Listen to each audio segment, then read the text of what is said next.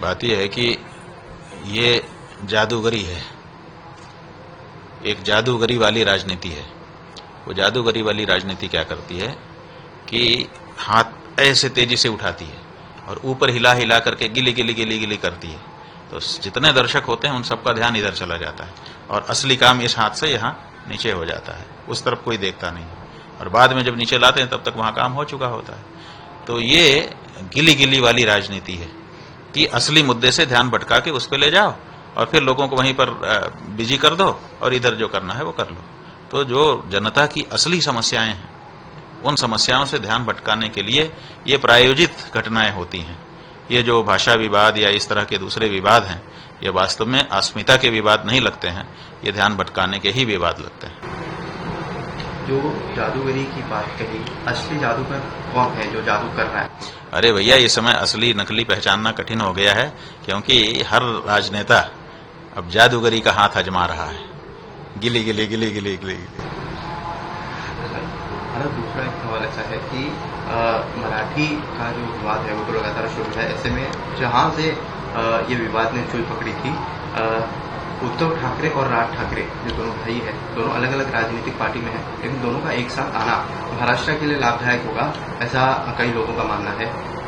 आप भी काफी समय से इन चीजों पर नजर बनाए हुए हैं, कैसे? नहीं, हम राजनीति के पंडित नहीं हैं और न राजनीति के पंडित होना चाहते हैं। हमारा क्षेत्र धर्म है, हम धर्म के ही क्षेत्र में बने रहना चाहते हैं, वहीं से अपनी सेवाएं समाज को और देश को देना चाहते हैं। राजनीति में क्या हो रहा है क्या नहीं हो रहा है ये राजनीति वाले जाने। जहां तक परिवार के मिलने की बात थी तो हमसे लोगों ने पूछा था और हमने कहा था कि भाई भाई भाई मिलें तो मिलना ही अच्छा लगता है, बिछुड़ना अच्छा नहीं लगता है। देखिए, बात यह है कि जब से ये देश स्वतंत्र हुआ है अनेक प्रधानमंत्री हुए हैं, एक दिन भी प्रधानमंत्री की कुर्सी खाली नहीं रही है अभी तक।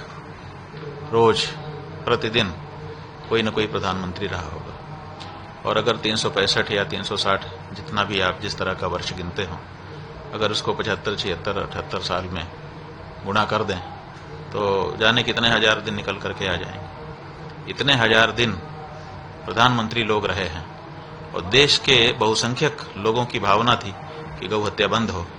आज तक तो बंद नहीं हुई ना, चाहे वो इंदिरा गांधी प्रधानमंत्री रही हो, चाहे नरेंद्र मोदी प्रधानमंत्री रहे हों, चाहे बहुत सारे दूसरे, सबसे ज्यादा समय जवाहरलाल नेहरू प्रधानमंत्री के पद पर रहे। लेकिन जब देश के बहुसंख्यक लोगों के हृदय की जो पीड़ा है उसको ही ये लोग दूर नहीं कर पाए, तो इनके पद पर बैठे रहने का और बहुत ज्यादा दिन बैठे रहने का, कम दिन बैठे रहने का हमारे लिए क्या तात्पर्य है? हमारे लिए वो तात्पर्य रखता है जो हमारे हृदय की पीड़ा को दूर करने के लिए आगे आता है। इसलिए हम तो उसी का नाम आगे बढ़ाएंगे, उसी का नाम लेंगे। 10,000 साल, 10,000 दिन अगर वो रह गए तो गौ हत्या क्यों नहीं बंद हुई? सवाल है ना। इस देश की बहुसंख्यक आबादी आज भी, अभी भारत में हिंदू ज्यादा हैं और हर हिंदू चाहता है कि गौ हत्या बंद हो। क्यों नहीं बंद हुई? बहुमती की आवाज क्यों नहीं सुना?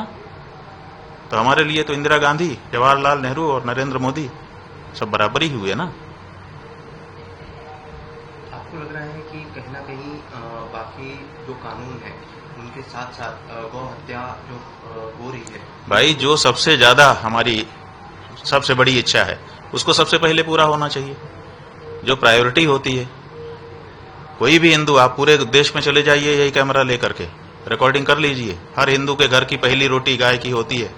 पहली रोटी का मतलब पहला काम, तो पहला काम तो गौ हत्या बंदी था, उसको किया नहीं और दुनिया भर का 1000 काम कर दिया, उससे हमें क्या फायदा है? गौ हत्या बंद करना चाहिए था ना, पहला काम वो था, वो क्यों नहीं किया? और जब वो नहीं किया तो हम क्यों उनका नाम लें?